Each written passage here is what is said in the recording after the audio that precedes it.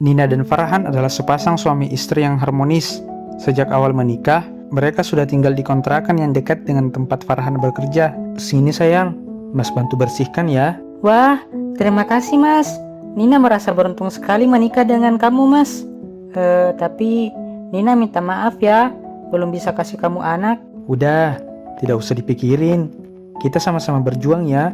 Semoga Allah beri kita kesempatan untuk bisa punya anak. Iya Mas. Setiap akhir pekan, pekerjaan rumah memang sering mereka kerjakan bersama. Farhan sangat suka membantu istrinya membersihkan. Itu siapa ya Mas? Gak tau juga sayang. Tunggu ya, Mas cek dulu. Kamu Desi. Kamu kesini sama siapa? Sendirian Kak. Aku kan libur nih. Jadi aku kesini. Di rumah bosan. Siapa yang datang Mas? Desi sayang, adik aku. Oh Desi. Ayo suruh masuk Mas. Di luar hujan. Nanti dia kedinginan. Masuk sini, di luar dingin. Iya Kak. Kak, Desi mau menginap beberapa hari ya. Mumpung libur. Iya, asal jangan ngerepotin kakak ipar kamu ya. Iya deh, iya. Mas, gak boleh kayak gitu. Desi kan keluarga kita. Ketika Farhan di kantor, Nina membersihkan rumah seorang diri. Sementara Desi hanya rebahan sambil memainkan HP-nya. Dek, kamu pindah di kamar dulu ya. Kakak membersihkan ruangan ini dulu. Apa sih? Ganggu orang lagi seneng aja. Kakak gak bermaksud seperti itu, Dek. Kakak cuma ingin membersihkan ruangan ini saja. Nanti kamu kena debu. Kalau sudah bersih, kamu bisa balik lagi ke sini. Bisa nggak sih bersihkan yang lain dulu? Lagi enak-enaknya juga. Semuanya udah aku bersihkan, Dek. Memang tinggal ruangan ini saja yang belum. Apalagi tadi kan kamu lagi santai di kursi. Oh, jadi maksud kamu aku ngerepotin, nyusahin kamu begitu.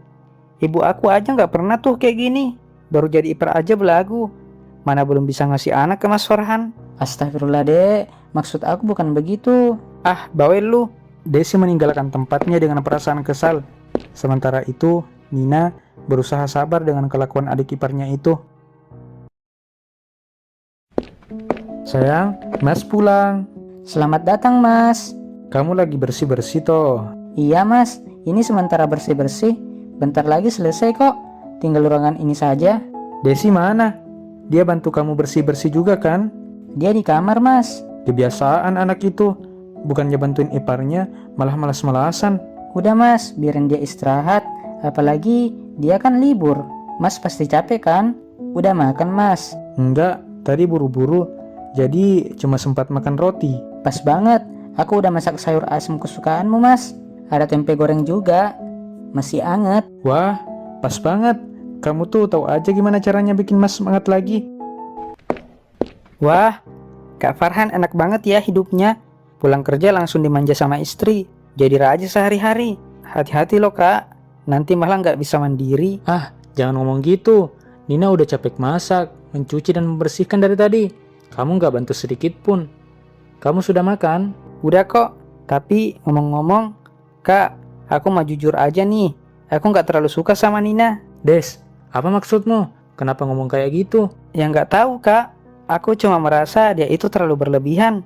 Di depan Kak Farhan, dia kelihatan baik banget. Tapi siapa yang tahu aslinya gimana kan? Jangan asal bicara seperti itu ya kamu. Gak apa-apa Mas. Mungkin Desi cuma butuh waktu aja buat kenal aku lebih baik. Des, Nina udah banyak berkorban buat kita, buat keluarga ini. Apalagi buat Mas. Dia lakuin apa aja. Aku harap kamu bisa menghargai dia. Dia itu istri aku, kakak ipar kamu. Ya udah Kak, aku gak mau ribut. Aku cuma bilang apa yang aku rasain. Kalau Kak Farhan gak suka, ya anggap aja aku gak ngomong apa-apa. Astagfirullah, benar-benar ya anak itu. Biarin aja Mas, mungkin dia seperti itu sekarang karena bad mood. Nanti dia juga bakal balik lagi. Maafin Desi ya sayang, dia memang sering ngomong sembarangan. Jangan dimasukin hati ya. Gak apa-apa Mas, aku ngerti kok. Aku cuma berharap suatu hari dia bisa lihat aku dari sisi yang lain. Ya udah, ayo makan. Di malam hari, Farhan duduk di ruang tamu seorang diri. Dia sedang menenangkan pikirannya, namun Desi berjalan ke arahnya. Kak, aku nggak tahu gimana cara bilang ini, tapi Desi rasa Desi harus ngomong. Ada apa, Dek? Tentang iparmu lagi.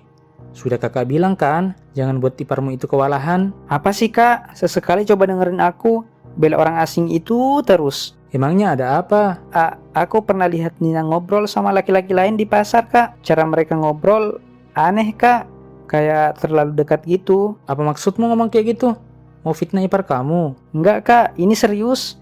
Aku lihat langsung dengan mata kepala aku. Intinya ya mesra banget kak. Nggak kayak ngobrol biasa. Aku nggak tahu dia siapa, tapi aku jadi curiga. Jangan-jangan Nina... Tunggu. Kamu yakin itu Nina? Jangan asal tuduh, Des. Ini serius. Aku yakin kak, aku bahkan mau deketin mereka. Tapi aku takut kalau Kak Nina tahu aku lihat dia. Aku cuma nggak mau Kak Farhan dibodohi sama istri kakak yang nggak jujur itu. Desi, ini tuduhan yang berat. Kakak nggak tahu harus bilang apa. Kak, aku cuma mau melindungi kakak.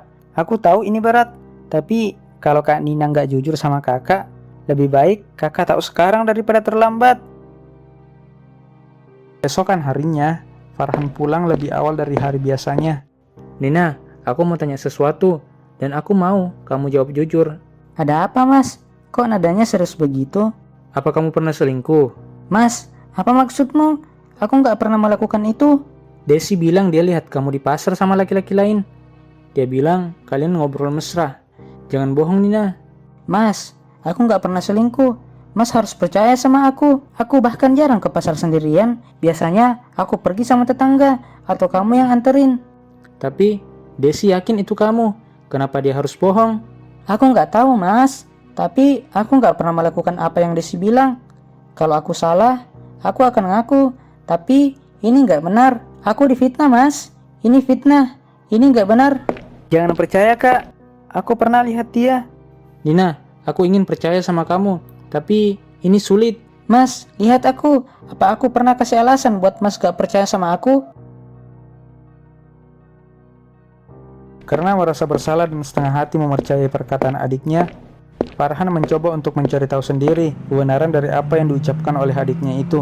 Jika istriku memang benar-benar selingkuh, dengan terpaksa aku akan mencarikan dia. Hari itu, dia full mendatangi rumah tetangga-tetangganya untuk bertanya kepada mereka tentang kelakuan istrinya ketika dia pergi bekerja. Ah, tidak Mas Farhan. Saya tidak pernah lihat istrimu selingkuh. Malah yang ada, istrimu itu baik loh mas. Sering bantu-bantu saya kalau saya lagi butuh. Begitu ya. Itu fitnah Mas Farhan. Jangan percaya. Kasihan istrimu. Belum sempat masuk ke dalam rumah, seseorang dengan pakaian formal datang menemui Farhan. Dengan Bapak Farhan? Iya, saya sendiri. Ada apa ya Pak? Begini Pak Farhan, maaf kalau saya lancang. Adik Anda, Desi punya hutang senilai lebih dari 100 juta.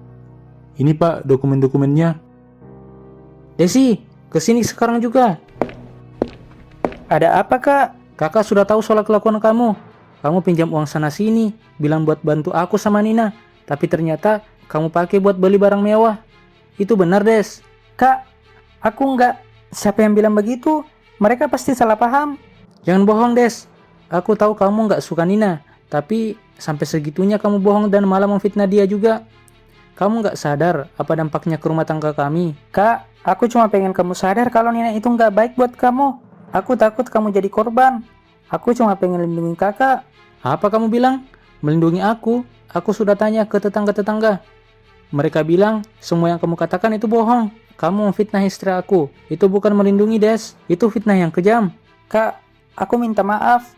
Aku cuma nggak suka Nina karena aku merasa dia nggak cocok sama keluarga kita. Kamu nggak berhak menentukan siapa yang cocok buat aku. Nina istri aku Des. Kalau kamu benar-benar sayang sama aku, kamu harus mendukung aku, bukan malah menghancurkan hubungan kami. Mulai sekarang, aku nggak mau kamu ikut campur urusan rumah tangga aku lagi. Tapi kak, Satu lagi, kamu tanggung sendiri hutang-hutang kamu. Sekarang, kamu pergi dari rumah ini. Sayang, aku nggak tahu harus bilang apa. Mas terlalu cepat percaya sama Desi. Dan Mas hampir menghancurkan kepercayaan kamu. Mas janji, Mas nggak akan biarkan siapapun mengganggu kita lagi. Mas, aku sudah memaafkan. Aku tahu Mas cuma terjebak di antara rasa sayang sama adik dan rasa percaya sama aku. Yang penting sekarang kita bisa bersama-sama lagi dan saling percaya. Mas beruntung punya istri sekuat dan sehebat kamu, Nina. Terima kasih sudah sabar sama Mas ya sayang.